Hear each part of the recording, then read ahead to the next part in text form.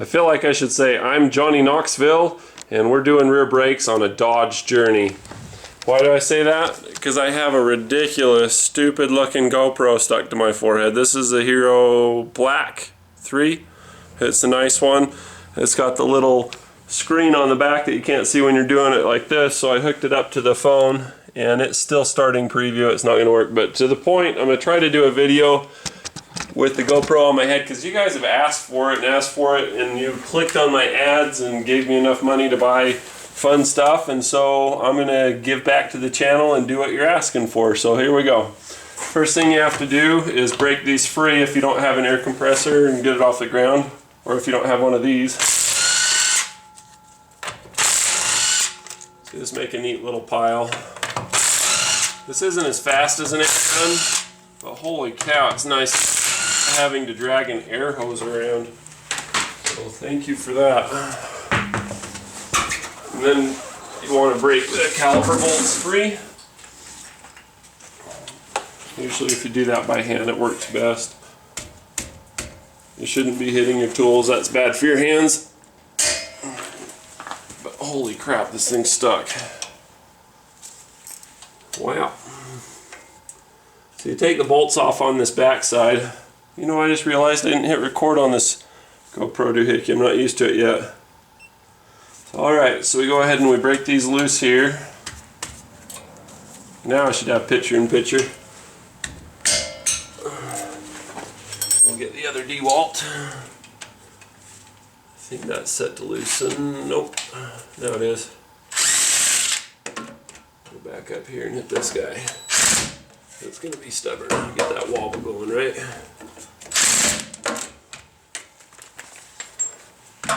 Is that going to fit this way? Yeah, hose. So we're going to have to get a pair of mini vice grips. We'll leave all this struggle in there because it's fun. People like that. Should we get to the cart, grab some of these, get them to about the size, get them in place. This car came all the way from Utah. That's kind of fun. In a perfect world, I think I would live in Utah. So all the fun stuff I like to do is there. Alright, so you may run into that. Now you know the solution. You're welcome. So we'll pick this up and get back to it. You'll notice that this is a ball shape, and so that enables this to flex a little bit, so you can kind of sneak around corners with it if you're lucky. Alright, we're lucky. So we'll make a neat little pile. Just realized I should have brought a check these to make sure that they're okay. Should have brought a pry bar with me to get this off. Tend to have to peel these off. More than one way to skin a cat, right? Pry bar would make this a lot easier, but for the sake of being expeditious, we will do it that way. Now, one thing you want to notice right off the bat is there's a cable braking mechanism on the back side here, as well as a brake hose. You can be a little bit rough with this and it won't kill you. You have to be careful with the brake hose. So we're going to lay this like this, and we're going to slip our pads out. Pull that out, set it down. Get our other pad to come free, set it down. These gear wrenches are freaking awesome. I don't get paid anything from them, but I just love them to pieces. None of this is paid sponsor. Okay, so this was squeaking. You'll notice on the back side here, this is all glossy, this is all dull, and then this is glossy. Can you see the shine on that? With that shining, that's been rubbing on the surface of the brake rotor. It sounds like this. Getting that on the mic. Nails on the chalkboard. I could stop doing this at any moment. So anyway, we'll lay those down there. Let's grab some brake pads, and we're going to need a specialty tool for this. Remember the thing I said about the cable and the brake hose? This has two braking mechanisms in it. One mechanical, one hydraulic. So if the hydraulics fail, you got mechanical backup for the emergency brake. So let's grab that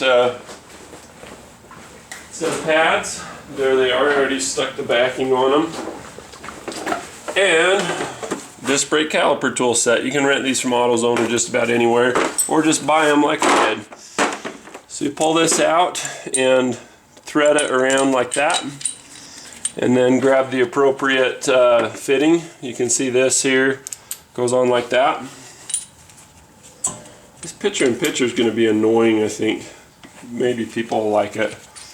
We'll try it out, see what people think. I think people will be able to get this one way or another anyway. Maybe we'll just do the GoPro version. Maybe it'll turn out that good. That would be nice. I can't see the audio turning out very well because I didn't put the skeleton case on.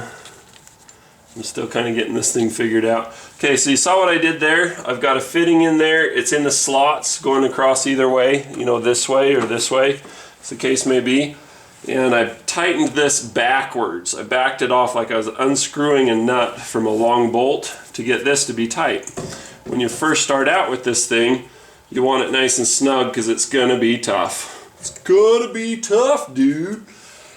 And no, I'm not doing a retard impression. Some people get pissed when I use that voice. I'm not impersonating anyone specific demographic. I mean, like, I'm thinking a blonde surfer, dude. So, yeah, don't hate. Anyway, we get that tightened down. I went through the comments today, can you tell? It's funny, as I go through the comments, it used to be when my channel was young and I didn't have a lot of viewership and people didn't spot me at the Costco and say, hey, you're the YouTube guy. Once again, I do funny voices. That's just what I like to do. But anyway, long story short, I got a lot of love. Everybody's like, thank you. You saved my bacon. Everything's wonderful.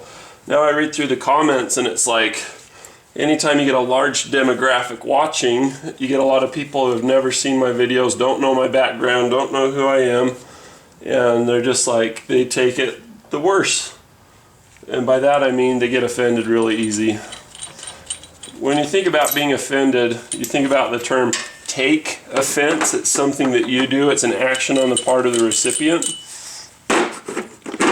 Holy cow, people get offended. So anyway, that's how that tool works. What it's doing basically is it's causing this to rotate, hence the keyed surface that you see here.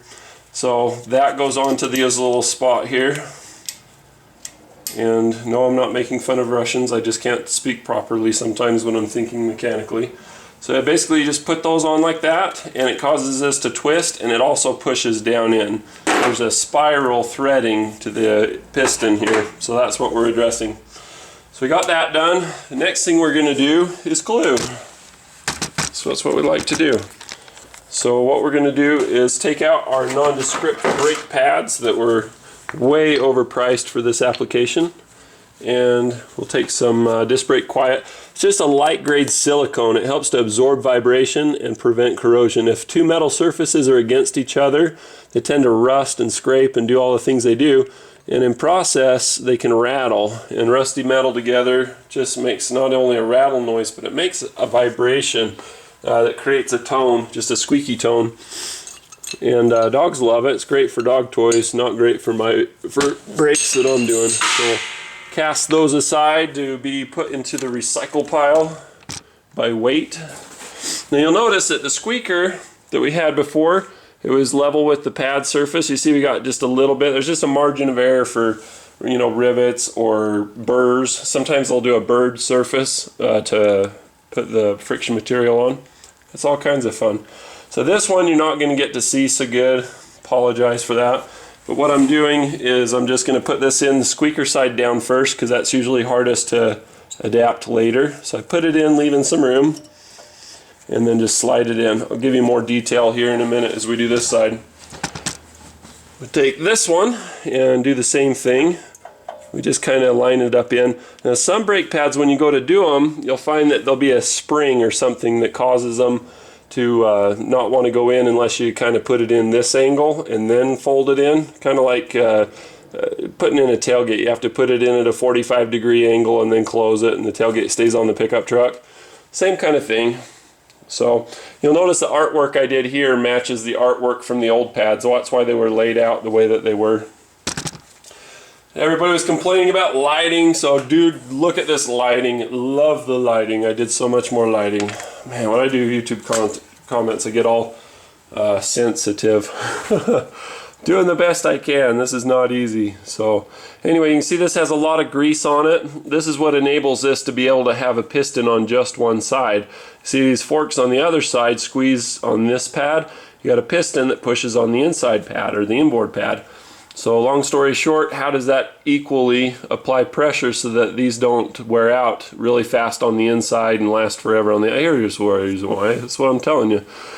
So you got to make sure that these can move. If they can't move, pull them out. If they won't pull out, excuse me, heat this with a propane torch and they should pull out. If it still won't do it, heat it with oxyacetylene, you know, all the way across, get a rosebud going. It'll come out, I promise. And so, anyway, I got a separate video on that. Maybe I'll put a link here. You can watch that video. If you want to watch another video like this on a different job when I'm not so emotionally charged from criticism, you can click this link here. It's on the back of a Mustang, I believe. So anyway, there's all that. These are good. They don't need to be greased. I checked top and bottom. They're in great shape. And so when I stopped turning this, you'll notice that this one's facing down. That comes from habit because a lot of the older pads, you can see that there's a hole right here in this little shim. I'll get a close-up for you. I'm afraid my GoPro footage is going to be of this camera right here the whole time anyway. Maybe that picture-in-picture won't work. But basically there's oftentimes a pin, and to get this to go on over the pin you have to have that open at the bottom position like you see there. So the next thing we do is we take this and slide it over the pads into place and try to keep our stick-on rattle shims, anti-rattle shims down. Yeah, trying to get some slack from that cable. That cable doesn't want to reach. You know what? We might want to go just a little bit more. Son of a gun we do. I thought I had plenty. So I'm not going to string on the plate that you have here in the kit. I'm just going to take this and just run it in there for a quick little twist. Call it a nooner. I'm going to do a quick little nooner on this one. Leave your shoes on. Kids at home don't have to cover their ears because they have no idea what I'm talking about. Adults are giggling though. Alright, let's twist that around. A couple more rotations. It should bottom out. Some of them don't bottom out ever. They just spin and spin once you get them in all the way. So we get that to about right there. And put it in.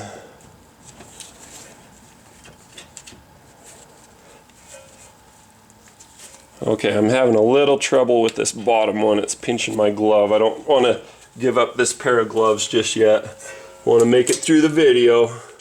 So we start these in by hand.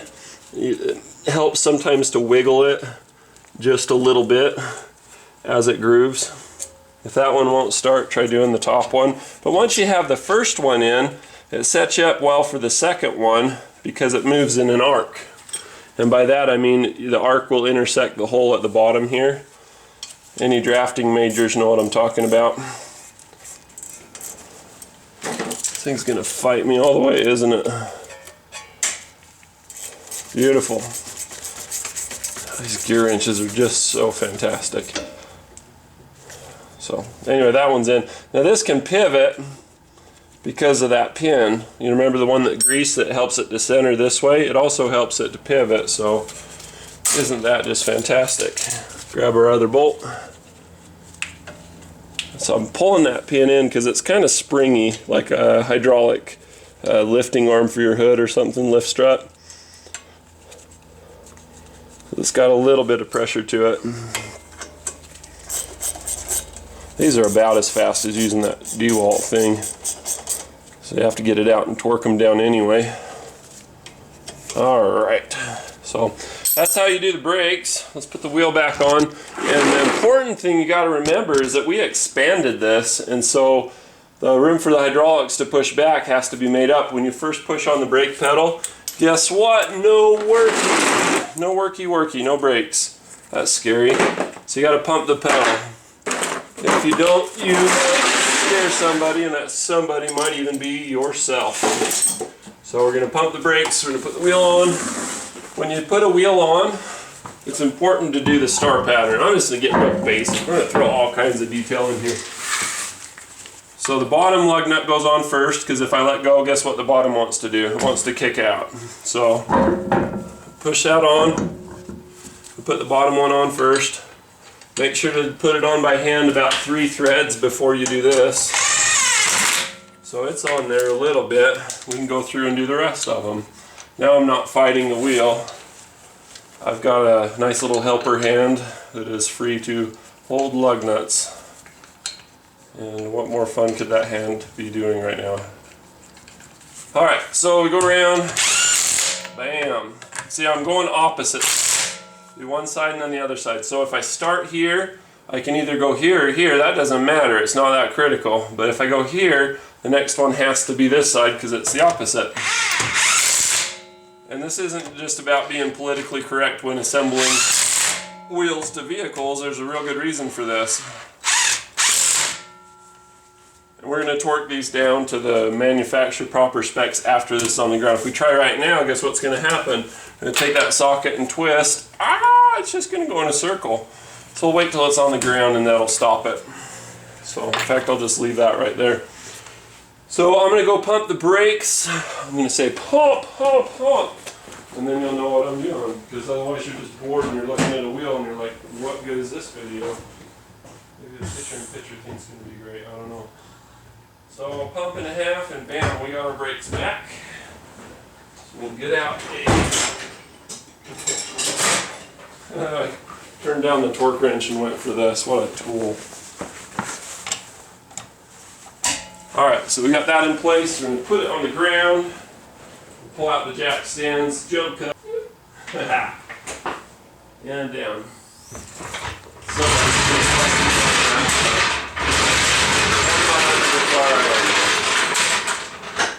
Perfect. Alright. So we're going to go through the same thing, star pattern.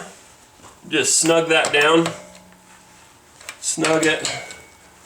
If you do this for 20 or 30 years, you get the feel of it. If you're starting out, you buy a torque wrench because you don't want to die.